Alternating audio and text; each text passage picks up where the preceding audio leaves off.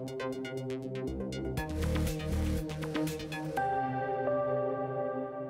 m'appelle Claudel Pétrain-Desrosiers, je suis présidente de l'Association québécoise des médecins pour l'environnement, un regroupement de médecins à travers le Québec qui vise à réfléchir, à proposer des solutions aux enjeux environnementaux dans une perspective sanitaire. Fait qu'on se penche sur plusieurs questions.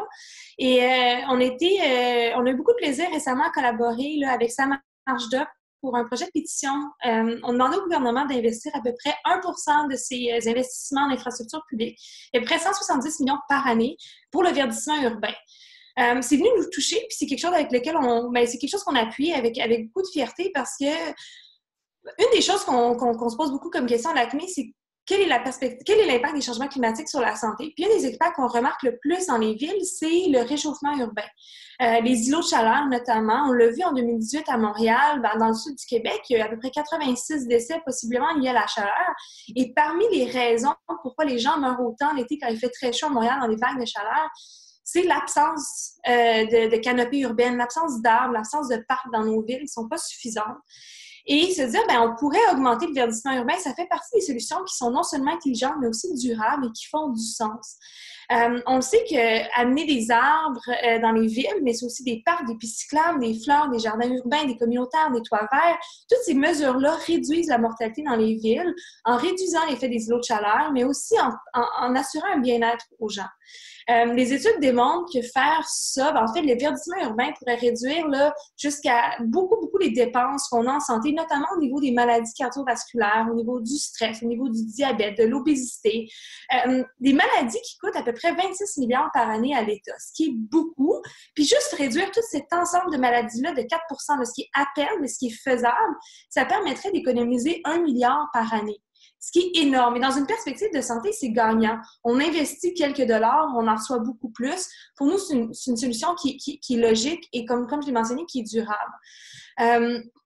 Les changements climatiques, ça a été nommé comme étant la plus grande menace à la santé du 21e siècle par un des plus grands magazines au monde, le Lancet, en 2009 déjà. Puis en 2015, ils ont redit qu'en fait, ça pourrait être notre plus grande opportunité pour améliorer la santé de tout le monde.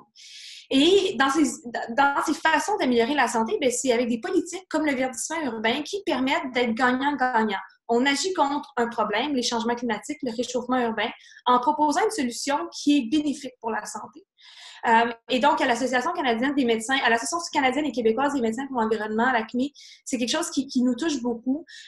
Et on est très content de pouvoir apporter notre voix à des associations comme Sam Archduc, de pouvoir collaborer. On avait fait une sortie de presse il y a quelques semaines déjà avec notamment le CHUM et de voir autant de médecins, autant de professionnels de la santé de différents horizons qui s'alignent vers une politique gouvernementale.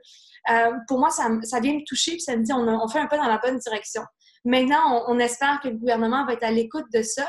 On en avait fait la demande, on a fait signer une pétition qui a été signée par plus de 1000 personnes, dont au moins 500 médecins de toutes les régions du Québec, ce qui est quand même incroyable quand on y pense. Et on espère que cette pétition-là va résonner dans l'appareil gouvernemental. Maintenant, ce que je vous demande, ou ce que je recommande un petit peu à vous à la maison, mais aussi à nos représentants politiques, c'est être à l'écoute de ce que vos professionnels de la santé vous demandent, vous proposent, surtout des politiques qui sont basées sur les faits, sur la science, sur les études, qu'on le sait efficace parce qu'on a des preuves que ça marche, qui sont des politiques gagnant-gagnant. On investit pour l'économie, on réinvestit dans nos villes de façon durable, mais on aide les gens de façon très directe. Vous, dans vos communautés, c'est possible de vous organiser. Il y a des regroupements communautaires pour avoir plus de jardins, pour demander des toits verts, pour demander à nos élus municipaux plus de pistes cyclables. C'est des choses qui se font. Il faut le laisser savoir à nos représentants que c'est des choses qui, en tant que citoyens, nous importent, qu'on trouve important. Et éventuellement, on vous invite à soit écrire à votre député ou même à leur bureau de député pour dire c'est quelque chose qu'on aimerait ça voir dans le prochain budget du Québec, qu'on aimerait ça voir dans le plan de lutte au changement climatique que le gouvernement du Québec devrait présenter sous peu. On vous invite à le partager dans vos réseaux sociaux, puis de le faire savoir que pour vous, le verdissement urbain, c'est quelque chose qui est important.